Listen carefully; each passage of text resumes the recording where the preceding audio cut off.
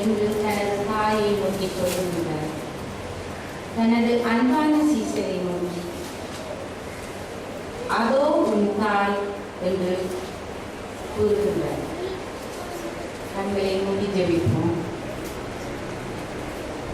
அன்பும் இரக்கமுள்ள ஆண்டவரே சுவாமி, மீண்டுமாக ஒரு பெரிய வெள்ளிக்கிழமையிலே உம்மை நோக்கி உங்களுடைய இந்த 7 வார்த்தைகளையும் நாங்கள் சிந்திக்க தியானிக்க நீங்கள் தந்த இந்த தருணத்துக்காக நன்றி செலுத்துகிறோம். ஆண்டவரே உலகம் எல்லா இடங்களிலும் உங்களுடைய வார்த்தைகள் சொல்லுகின்ற ஒவ்வொரு இடத்திலும் உங்களுடைய பிரசன்னம் கூட இருப்பதாக. ஆண்டவரே வருஷா வருஷம் இந்த 7 வார்த்தைகளையும் நாங்கள் சிந்திக்கிறோம். அப்பா, ஒவ்வொரு வருஷம் ஒவ்வொரு கருத்துக்களையும் நீங்கள் உங்களுடைய சிந்தனையிலே தருகின்றீர்கள். அதற்காக உங்களுக்கு நன்றி செலுத்துகிறோம் சுவாமி. இந்த வேளையிலே ஆண்டவரே உங்களுடைய வார்த்தையை சிந்திக்கின்ற போது நீங்கள் தாமே எங்களோடு கூட இருந்து நீங்கள் என்ன எண்ணத்தினால் அந்த வார்த்தைகளை நீங்கள் பொழிந்தீர்களோ உங்களுடைய எண்ணம் நிறைவேற உங்களுடைய பிரசன்னம் உங்களோடு கூட இருந்தல்ல வேண்டுமாக அன்பின் இயேசுவின் பாதத்தில் மிகவும் தாழ்மையாக இருக்கிறார்கள். ஆமென். ஸ்திரியே அதோ உன் மகன். இது 3வது பூவாக இருக்கின்றது. முதலாவது மன்னிப்பு, 2வது வார்த்தை மீட்பு என்ற வார்த்தை, 3வது பராமரிப்பு என்ற அந்த 3வது வார்த்தையை ஆண்டவர் சொன்னார். தனது தாய்க்கு அவர் ஒரு நல்ல பராமரிப்பை கொடுக்கின்றார். இயேசு சுவாமி இந்த உலகத்திற்கு இந்த உலகத்தை மீட்பதற்காக வந்தார். பலவிதமான போராட்டங்களுக்கு ஊடாக அவர் வந்த காரியத்தை வெற்றியுடன் வெற்றி வேந்தனாக நிறைவேற்றினார். இந்த காலங்களில் அவரது நோக்கத்தை நிறைவேற்ற முக்கிய பாத்திரமாக இருந்தவர் அவரது தாய் மரியம். பிறப்பிலிருந்து மரணம் வரை அவருடனே கூட இருந்தவர். அவர் ஒரு நல்ல குடும்பத்து பெண்ணாக இருந்தார். அதனாலதான் யோசேப்பு அவரை இரகசியமாக தள்ள நினைத்தார். அவர் ஆண்டவருடைய பிறப்புக்காக ஒரு பரிசுத்த தாயாக அவர் தெரிந்து எடுக்கப்பட்ட பெண்ணாக இருந்தார். அவர் பெண்களுக்குள்ளே ஆசீர்வதிக்கப்பட்டவளாக தெரிந்தெடுக்கப்பட்டவர். ஆனால் தேவதூதன் வந்து அவளிடம் கூறும்போது, நீ ஆசீர்வதிக்கப்பட்டவர், நீ மகிமையுள்ள ஸ்திரீ என்று சொன்னாரே தவிர நீ சந்தோஷமாக இருப்பாய், நீ மகிழ்ச்சியாக இருப்பாய் என்று அந்த தூதன் அங்கே சொல்லவில்லை. இயேசு பிறந்து 8ஆம் நாள் எருசலேமுக்கு அவரை கொண்டு செல்லுகிறார்கள் பரிசுத்தப்படுத்துவதற்காக. அங்கே சிமியோன் இயேசுவை கையிலே எடுத்து ஆசீர்வதிக்கிறார். ஆனால் இயேசுவை ஆசீர்வதித்த சிமியோன் மரியாதை நோக்கி சொல்லுகிறார், உன் ஆத்துமாவையும் ஒரு பட்டயம் உருவி போகும் என்று சொல்லுகிறார். லூக்கா 2ஆம் அதிகாரம் 35ஆம் வசனத்திலே கூறப்படுகிறது. அந்த 8ஆம் நாளிலே அவருடைய உள்ளத்திலே ஒரு பட்டயம் இருந்தது. 12 வயதில் ஆண்டவர் இருக்கும்போது அவரை எருசலேமுக்கு கூட்டிச் செல்லுகின்றார். அங்கே அவர்கள் ஆராதனை முடிய திரும்பி வீட்டுக்கு சென்று பார்த்தபோது வழியிலே அவரை காணவில்லை. மீண்டுமாக ஆலயத்துக்கு அவர்கள் செல்லுகின்றார்கள். அங்கே போதகர் நடுவிலே அவர் இருந்து விளக்கங்களை கூறிக்கொண்டிருப்பதை கண்டு அவரிடத்தில் அவர் போய், நீ ஏன் இப்படி எங்களுக்கு செய்தாய் என்று கூறுகின்றார். அப்பொழுது அவர் கூறிய வார்த்தை, நீங்கள் ஏன் என்னை தேடினீர்கள்? நான் ஆண்டவருக்கு அடுத்தவைகளை நான் கவனிக்கின்றேன் என்று சொல்வதை நாங்கள் காணக்கூடியதாக இருக்கின்றோம். அந்த நேரம் அவள் தனது மனதில் அவற்றை எல்லாம் வைத்து கூட்டினாள். இன்னுமாக எல்லாவற்றையும் அவள் மனதிலே வைத்து ஒவ்வொரு நிகழ்வுகளையும் அவள் மனதில் வைத்து சிந்தித்தாள். அவற்றையெல்லாம் இன்னொருவருடன் அவள் கலந்து கொள்ளவில்லை. அவள் ஜெபத்தினால் அதற்கு ஆறுதலாக அவள் ஆறுதலை அடைந்தாள். இன்னும் கானான் கல்யாணத்திலே அங்கே திராட்சை ரசம் இல்லாமல் போன போது அவள் அவரிடத்தில் வந்து திராட்சை ரசம் இல்லை என்று கூறுகின்றார். ஆனால் அவர் அவளை நோக்கி, ஸ்திரியே, உனக்கும் எனக்கும் என்ன? என் வேளை இன்னும் வரவில்லை என்று கூறுகிறார். ஸ்திரியே என்று அந்த திருமண வீட்டிலே தனது தாயை நோக்கி அவர் கூறுகிறார். ஜனங்களின் மத்தியில் தனது மகன் தன்னை ஸ்திரியே என்று கூப்பிடுகிறாரே என்று சொல்லி அவள் ஒரு வார்த்தையும் அவரை திரும்பி கலைக்கவில்லை. அது மட்டுமல்லாமல் ஸ்திரியே என்று அவர் கூறினதும் அவள் திகைப்படையவில்லை, அவள் கலங்கவில்லை. அவள் அதை சாதாரணமாக எடுத்துக்கொண்டாள். அவள் உடனே அங்கே இருந்த வேலையாட்களை அழைத்து அவர் என்ன சொல்லுகிறாரோ அதை செய்யுங்கள் என்று சாதாரணமாக சொல்லுகிறார். காரணம் என்ன என்றால், அவர் வந்த நோக்கத்தை அவள் முற்று முழுதாக அறிந்திருந்தார்.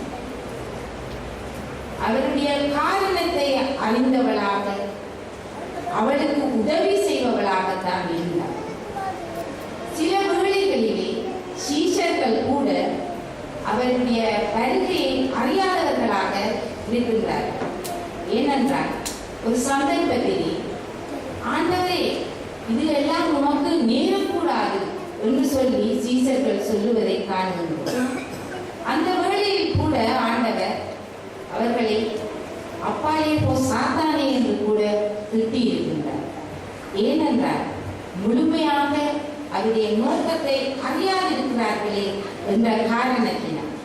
ஆனால் மரியாள் முழு நோக்கத்தையும் அறிந்தவளாக அவருடைய ஒவ்வொரு செயல்பாட்டிலும் அவள் கூட இருந்தார்.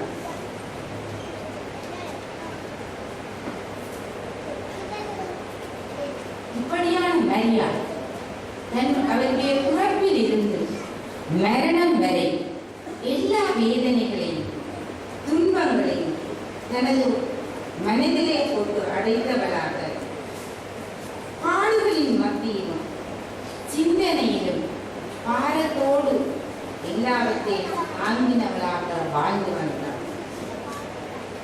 சிலுவையின் மரண அந்த வேதனை காட்சிகளை எல்லாம் அவருடைய கண்களினால் கண்டார். அவர் சிலுவையை சுமந்து வந்த காட்சியை, சவுக்குகளால் அடிக்கப்பட்ட காட்சியை, ஆணிகளால் அறையப்பட்ட காட்சியை எல்லாம் ஒரு தாயானவளாக இருந்து அந்த இடத்திலே பார்த்துக் கொண்டிருக்கின்றார்.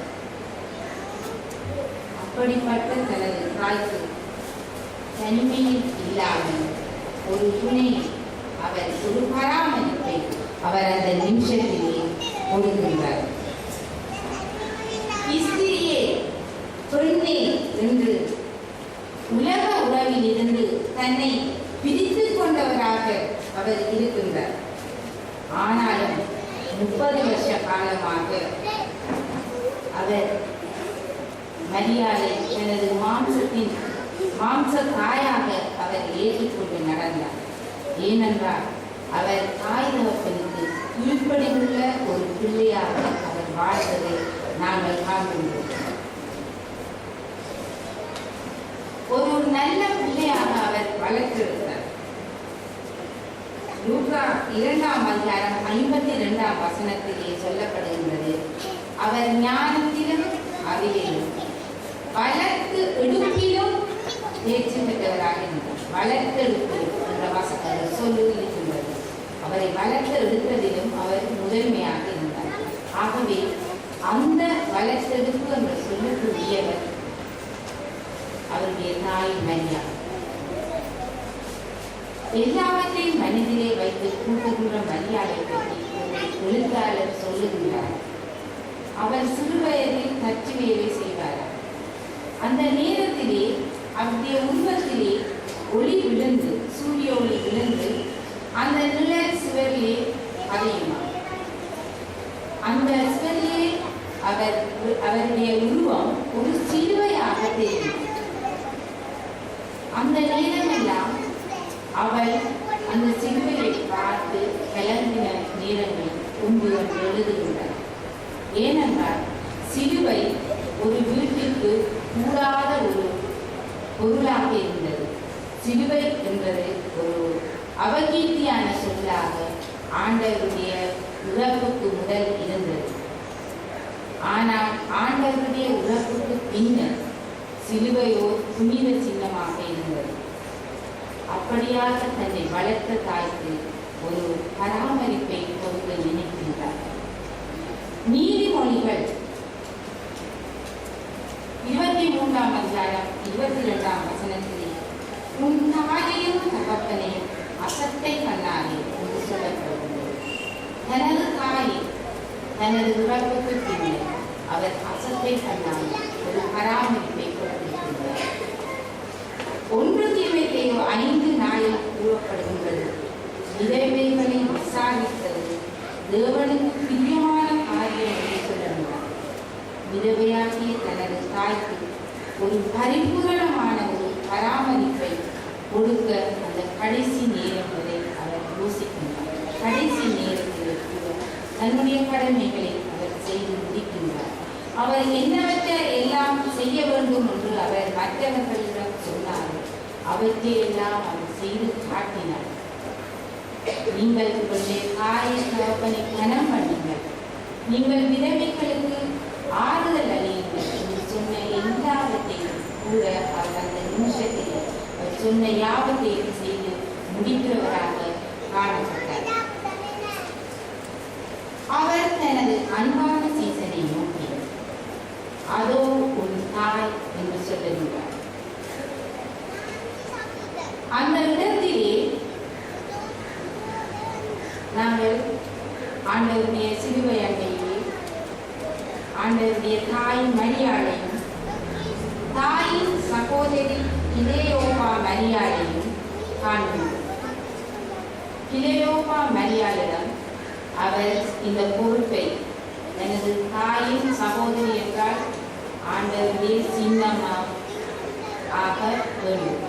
ஆகவே அவரிடம் கூட இந்த பொறுப்பை அவர் கொடுக்கவில்லை. கிலேயோபா மரியாள் என்றால் கிலேயோபா என்பது அவருடைய கணவருடைய பெயர். எம்மாவுக்கு சென்ற வேளையிலே 2 பேர் அவருடைய மரிதல் அதை பற்றி கூறுகின்ற போது இவர்களுடன் தான் அவர் பேசிக்கொண்டு சென்றார். அடுத்ததாக இருப்பது மகதலேனா மரியாள். மகதலேனா மரியாள் ஒரு ஆண்டவருக்கு வேண்டப்பட்ட ஒரு பெண்ணாக இருந்தார்.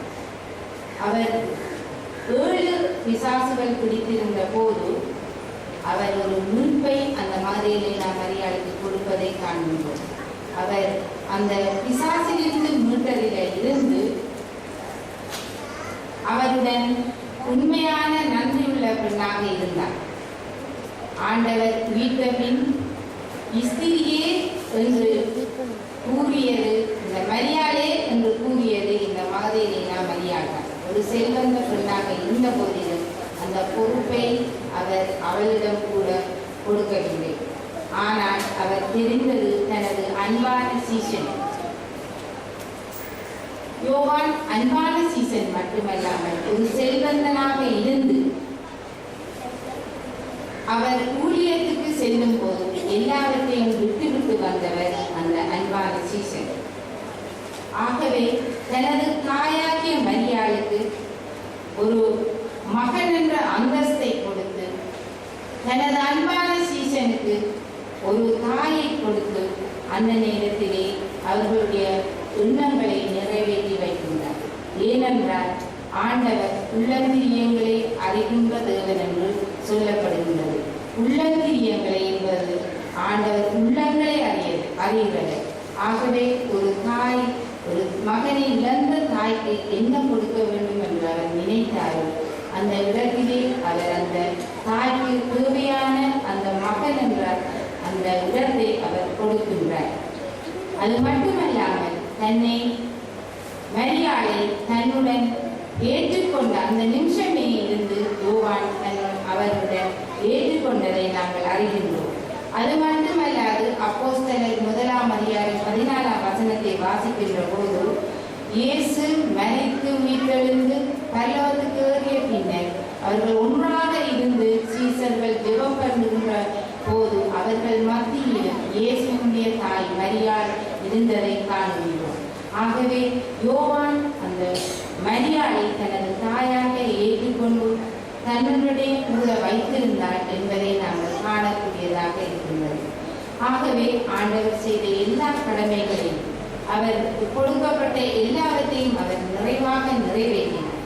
அதே போல எங்களிடம் அவர் இந்த வார்த்தையை கூறி உங்களுக்கும் கடமைகள் இருக்கின்றது, நீங்களும் பராமரிக்கப்பட வேண்டிய உங்களுடைய உலகத்து மக்கள் இருக்கின்றார்கள், அவர்களை எல்லாம் நீங்கள் ஒழுங்காக செய்கின்றீர்களா என்று எங்களிடம் கேட்கின்றார். உங்களுக்கும் கடமைகள் எல்லாவற்றையும் நிறைவேற்றிய அந்த கடமைப்பாடு எங்களுக்கு இருக்கிறது.